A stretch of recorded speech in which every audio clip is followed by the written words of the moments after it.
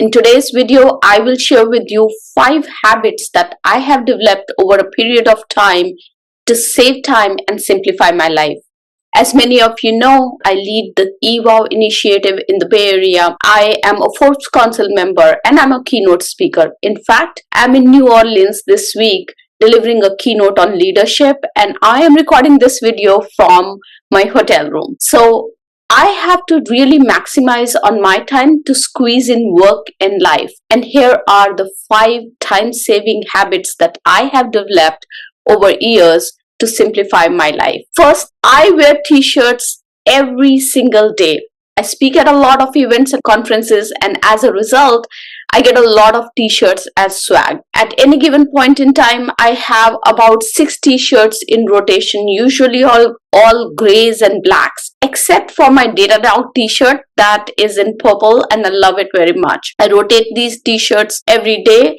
Wearing these t-shirts has actually taken away the stress from my life, because now I do not have to stand in front of my closet, look at all the clothes and decide what I'm going to wear today. I just pick up a t-shirt that's on the top of my drawer and I wear it, and I'm ready for the day. Everybody in my team, everybody in my network knows that I love swag t-shirts, and that saves me about 30 to 45 minutes every day. That's a big chunk of time that I can now leverage for multiple things like meditation, like doing my stretch exercises, or preparing a healthy breakfast. In the same vein, I do not put on makeup. I do not wear makeup. I never liked wearing makeup, and it feels unnatural to me. And to be honest, while growing up, we were not allowed to put on makeup in the school and in colleges.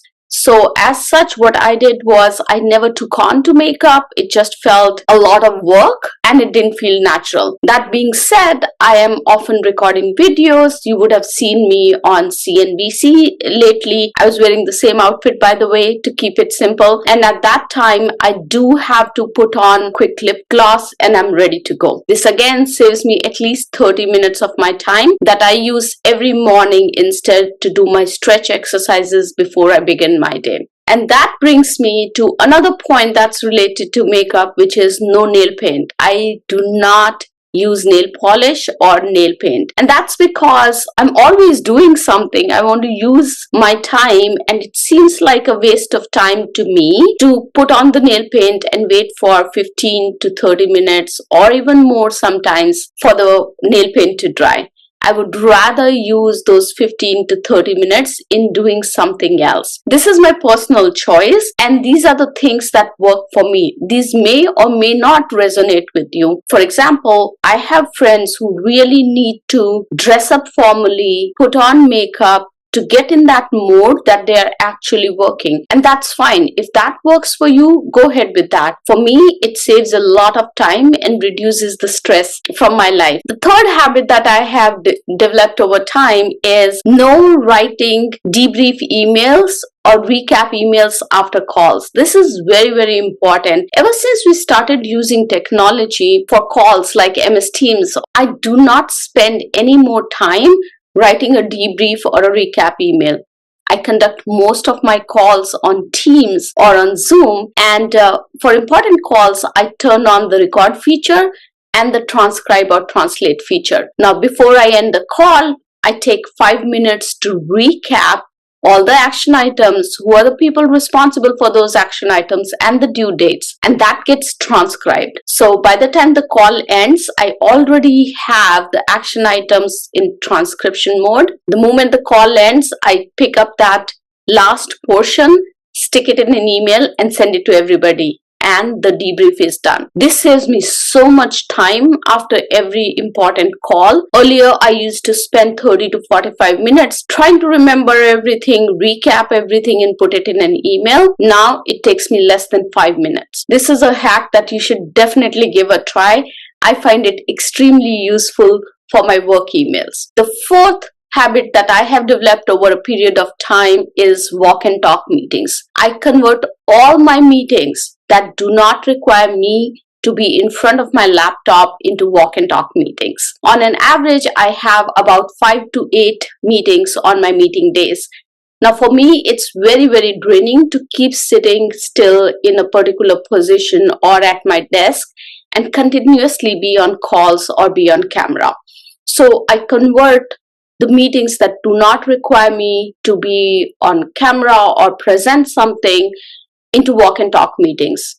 I actually label them as walk and talk meetings, and I invite the person who's going to join these meetings to be a part of my walk and talk meetings. They can be walking and talking as I am walking and talking. These are the meetings where I need my creative energy to flow. These are the meetings where I'm bouncing off ideas, where I'm having one-on-ones that are more strategic rather than operational. This not only helps with saving time in terms of giving you more ideas, being more creative, but also adds to about 5,000 steps on my Fitbit, which I love because I do not get time otherwise in my day to incorporate any physical activity.